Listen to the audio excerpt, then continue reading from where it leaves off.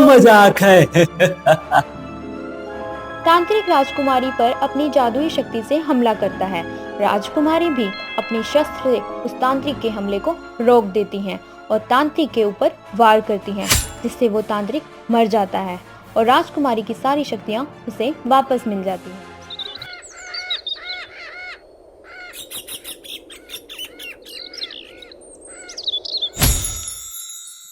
बहुत समय पहले की बात है। किशनगढ़ राज्य के एक राज्य में महाराज शिवा सिंह जी का राज्य हुआ करता था, जिन्हें सुंदर चीजें बहुत अच्छी लगती थी। एक दिन राजा राज्य में अपने सैनिकों के साथ जा रहे थे, तब उनके सामने एक बहुत ही काली औरत अपने बच्चे को लेकर आती है और कहती है, महाराज, मैं तो धन्य हो गई, आपके दर्शन हो गए।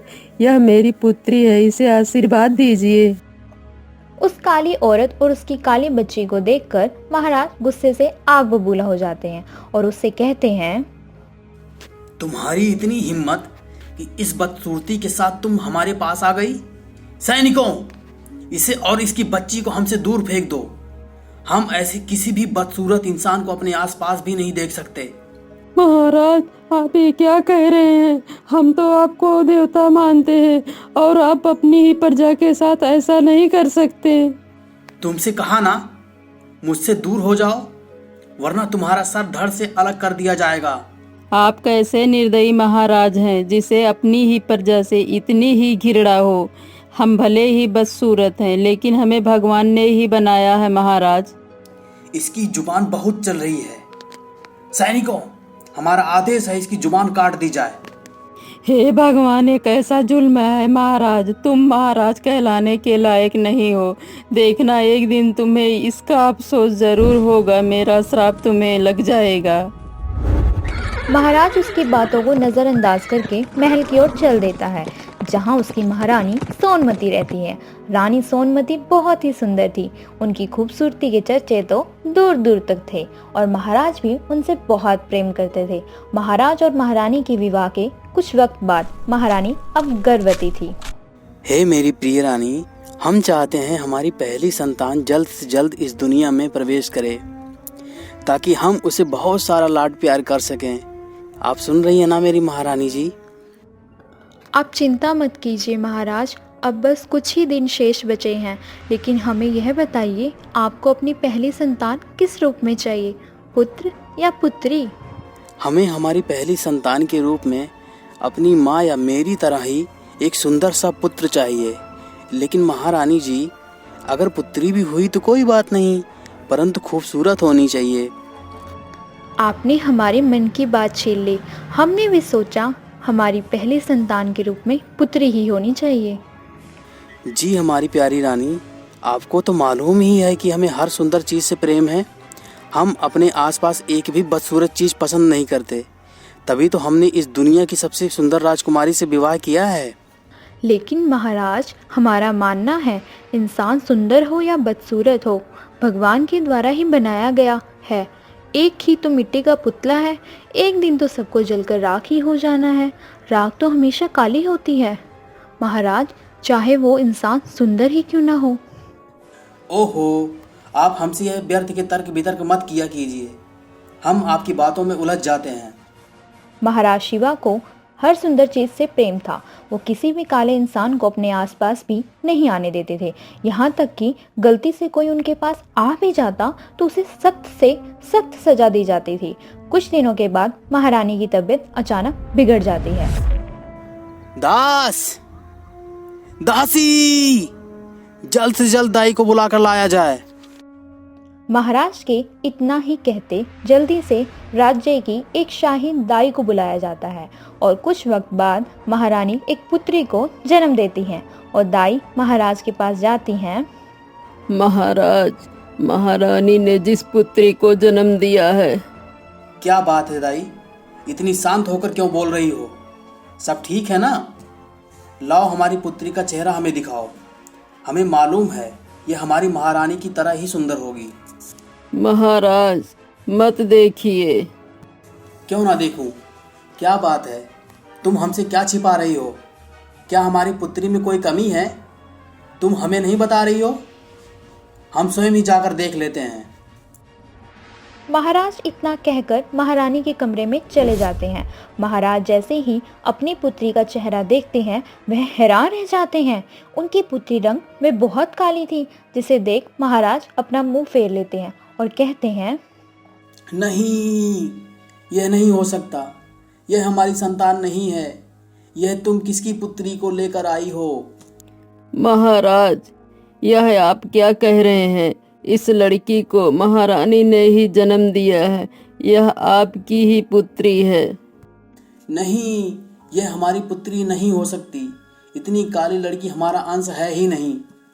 माफ कीजिए महाराज, काला या गोरा जन्म लेना हमारे नहीं, भगवान के हाथ में है। यह तो बस भगवान की बनाई हुई एक अनोखी रचना है। तुम्हारी इतनी हिम्मत कि हमारे सामने बहस कर रही हो?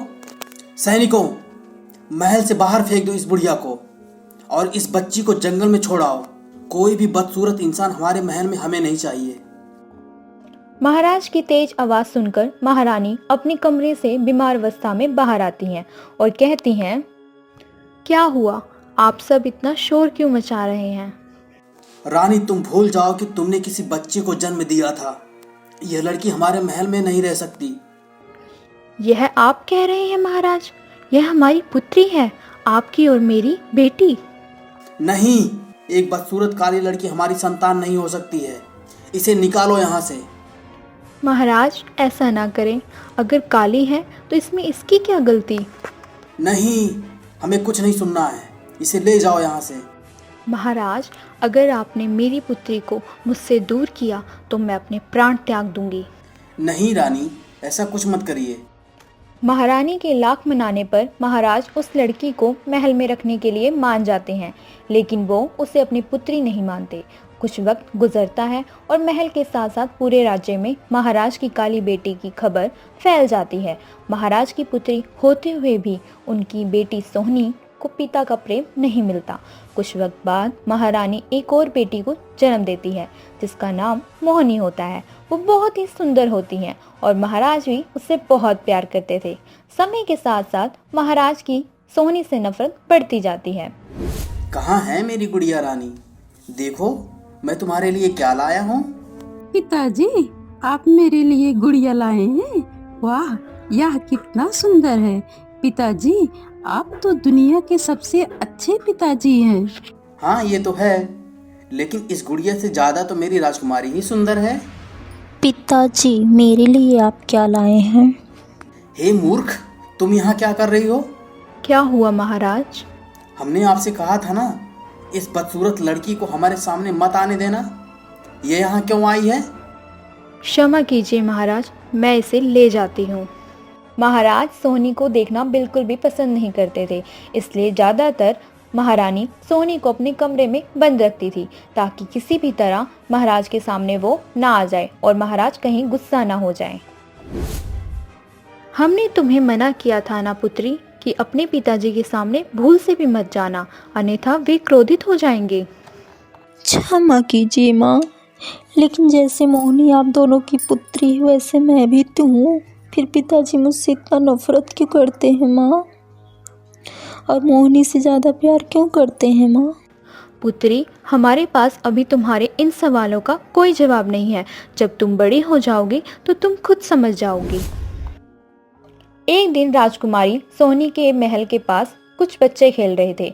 वह उन बच्चों के पास जाती है और बोलती है, आप सब क्या कर रहे हैं? मुझे भी आप सबके साथ खेलना है। अरे बाप रे, यह तो बहुत काली है।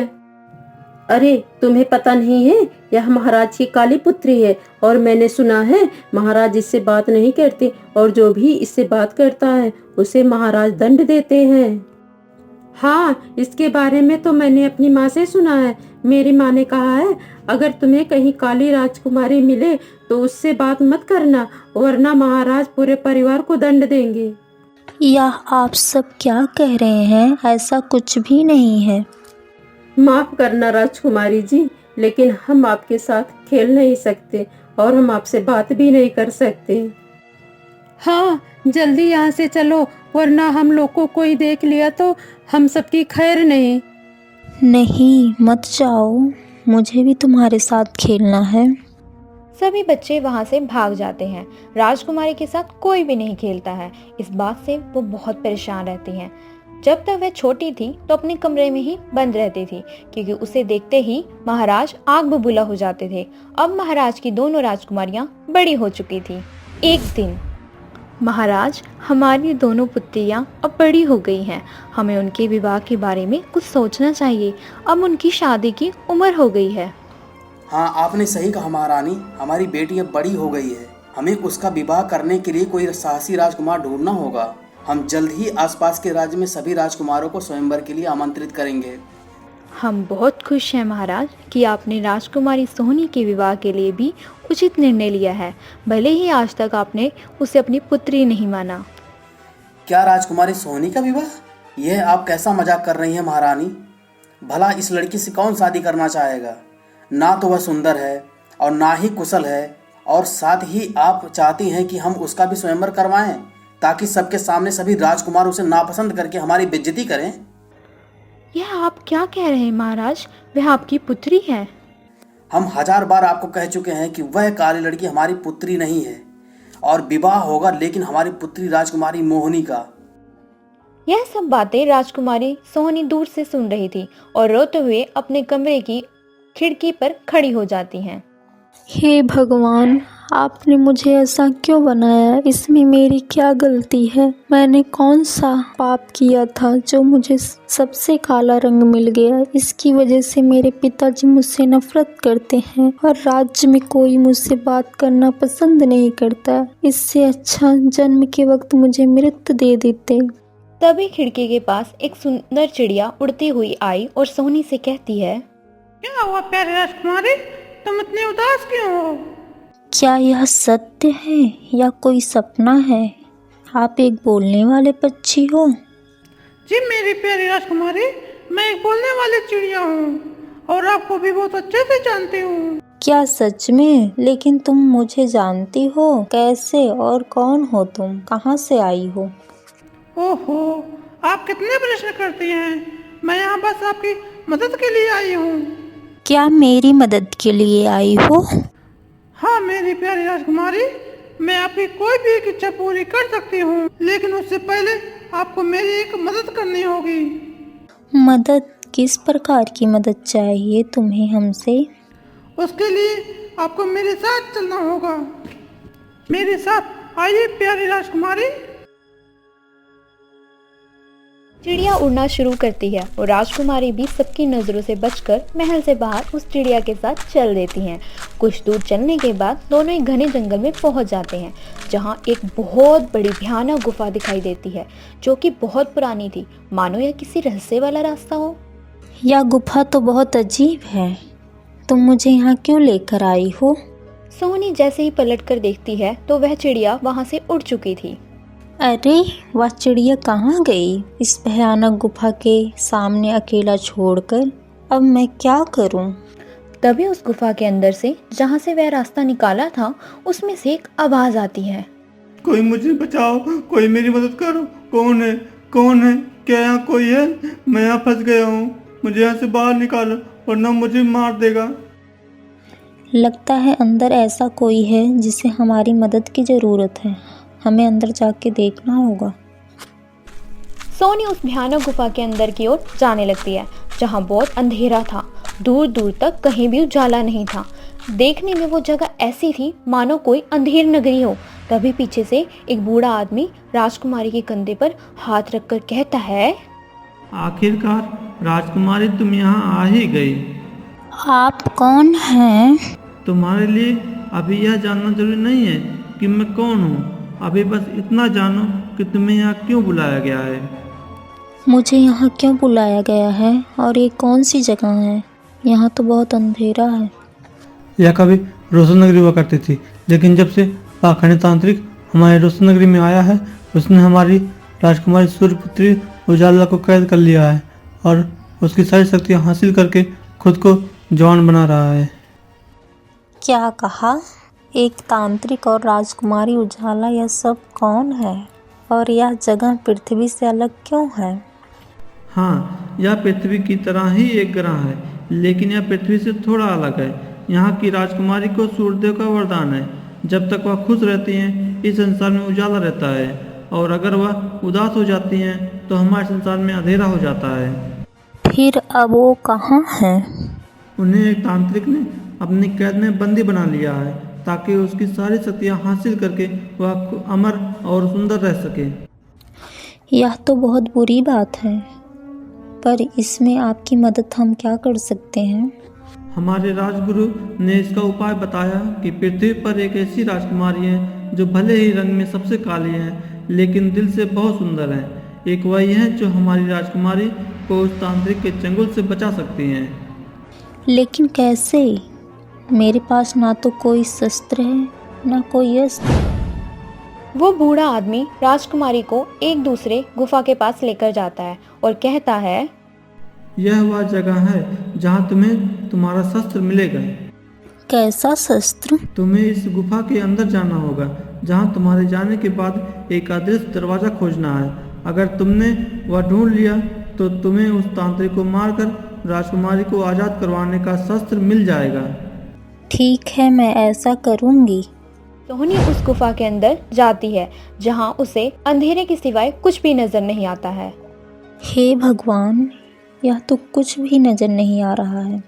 मुझे कुछ करना होगा। सोनी जमीन पर पड़े पत्थर उठाकर यहाँ वहाँ मारने लगती है। तभी एक जगह पत्थर लगने से एक रोशनी का उजागर होती है। लगता है यही वह दरवाजा है। सोनी उस दरवाजे के अंदर जाती है जहाँ उसे एक शस्त्र नजर आता है। वह उसे उठाकर बाहर ले जाती है, जिसके बाद सोनी उस बूढ़े आदमी के साथ महल के पास वापस आ जाती है, जहाँ राजकुमारी उजाला को उस तांत्रिक ने कैद कर रखा था। लेकिन जैसे ही वह राजकुमारी फिर से बूढ़े की ओर देखती है तो वह गायब हो जाता है। अरे, यह बूढ़ा व्यक्ति कहाँ गया जो मुझे यहाँ तक लेकर आया? अब मैं क्या करूँ? मुझे मालूम था कि तुम यहाँ तक आओगी। तुम मुझे अकेला छोड़कर कहाँ चले गए थे? अभी सवालों का वक्त नहीं है। अंदर चलो राजकुमारी, उजाला को मुक्त करवाना है। फिर अब वो कहाँ हैं? आगे का रास्ता तुम्हें मैं दिखाती हूँ, आओ मेरे साथ चलो। अब हम अंदर कैसे जाएं? हमें बहुत सावधानी से अंदर जाना होगा। महल के कारागार में राजकुमारी जी को कैद किया हुआ है। मैं इन सैनिकों का ध्यान भटकाती हूँ, आप पीछे से महल में घुस जाना। लेकिन ध्यान रहे, तांत्रिक ने महल के हर एक जगह पर अपनी नजर रखा है। अगर आप पकड़ी गई तो वह तांत्रिक हम दोनों को भस्म कर देगा। ठीक है, मैं पूरा ध्यान रखूंगी। चिड़िया सैनिकों का ध्यान भटकाने के लिए उनके सामने जाकर बोलने लगती है, तुम लोग कितने बुद्धू हो जो पूरा दिन उस नालायक तांत्रिक की हर बात मानते हो। सर्दी हो या गर्मी हमेशा यहाँ खड़े रहते हो, लेकिन जरा उस तांत्रिक को देखो, पूरा दिन आराम करता है। कौन है तू? अगर मेरे तांत्रिक के बारे में कुछ भी कहा तो तुझे ही मार देंगे। भाग यहाँ से। चिड़िया उनका ध्यान भटकाती है और राजकुमारी चुपके से महल में घुस जाती हैं और तहखाना ढूंढने लगती हैं। वहाँ बहुत सारे सैनिक पहरा दे रहे थे। कदम कदम पर खतरा मंडरा रहा था। यहाँ तो बहुत लोग हैं, कैसे भी करके अंदर जाना होगा। सोनी सैनिकों से बचते बचाते किसी तरह अंदर जाती है। राजकुमारी उजाला के पास पहुँच जाती है। कोई मुझे बचाओ, कोई मुझे बचाओ। राजकुमारी उजाला, चिंता मत करो, मैं आ गई हूँ। कौन हो तुम? मेरा नाम सोहनी है। मैं पृथ्वी के एक राज्य की राजकुमारी हूँ और मैं आपको यहाँ बचाने के लिए आई हूँ। लेकिन तुम जितना आसान सोच रही हो उतना आसान नहीं है। उस तांत्रिक ने मुझ पर पूरी नज़र रखी है। अगर मैं यहाँ से बाहर गई तो वो मुझे मार देगा।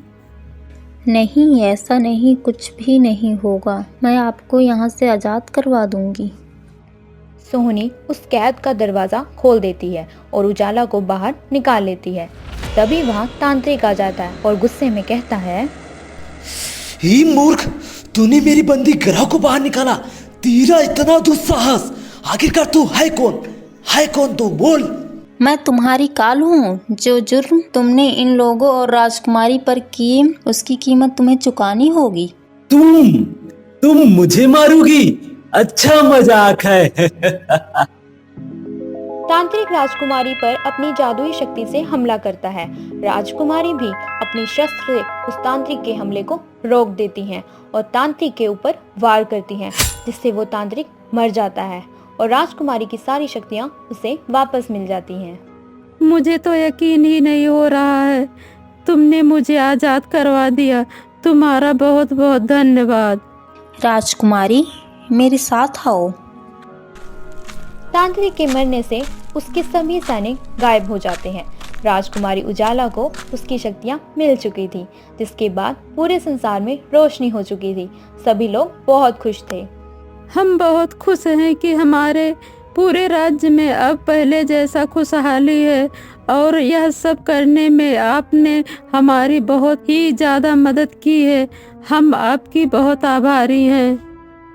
नहीं राजकुमारी, एक इंसान की मदद करना दूसरे इंसान का कर्तव्य है, लेकिन मुझे एक बात समझ नहीं आ रही है। यहाँ तक लेकर आने वाला वह चिड़िया और बूढ़ा कौन है और कहाँ है वो? ओ वहाँ है। राजकुमारी अपने पीछे देखती हैं तो एक सुंदर राजकुमार वहाँ आते हैं। क्या वह दोनों आप थे?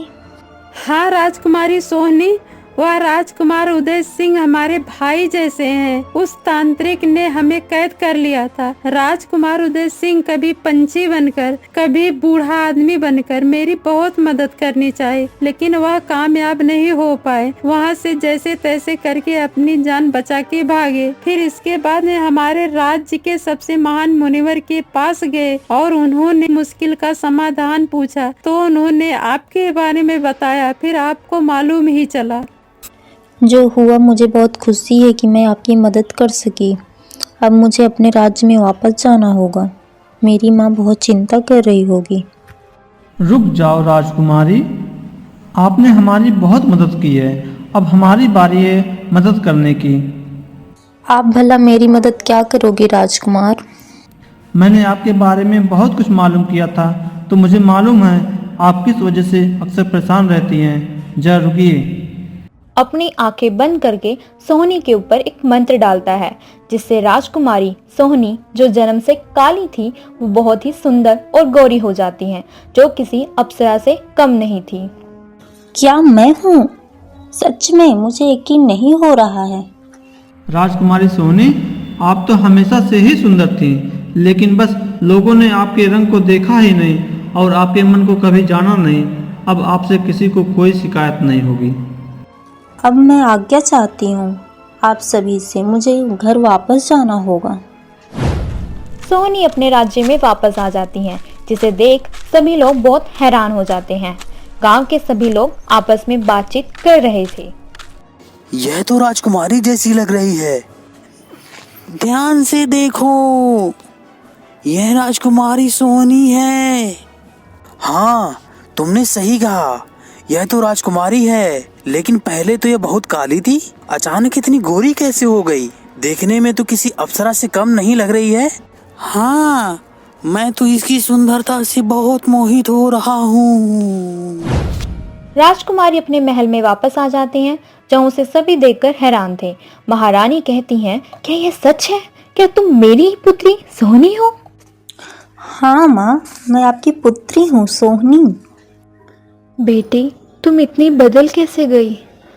सभी सोहनी के सुंदर रंग को देख हैरान थे।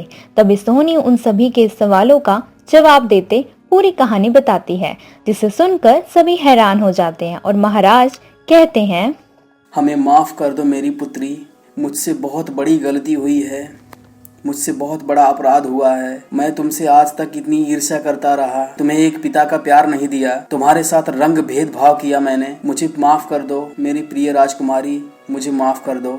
नहीं पिताजी, जो बीत गया उसे याद करके सिर्फ दुख ही मिलेगा।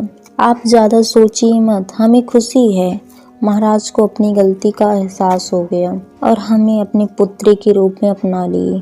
इस खुशी के मौके पर हम यह घोषणा करते हैं कि हमारी दोनों ही पुत्री का जल्द ही विवाह स्वयंवर किया जाएगा और हमारी पुत्री राजकुमारी सोहनी का विवाह वीर राजकुमार उदय सिंह से किया जाएगा। महाराज के कहने पर कुछ दिनों बाद एक महा स्वयंवर आयोजित किया जाता है। महाराज की दोनों पुत्रियों का विवाह बहुत सुंदर राजकुमारों से कर दिया जाता है। धन्यवाद। लाइक करें, कमेंट करें, शेयर करें और ऐसे ही हमारी वीडियोस को देखने के लिए सब्सक्राइब करें। Thank you so much.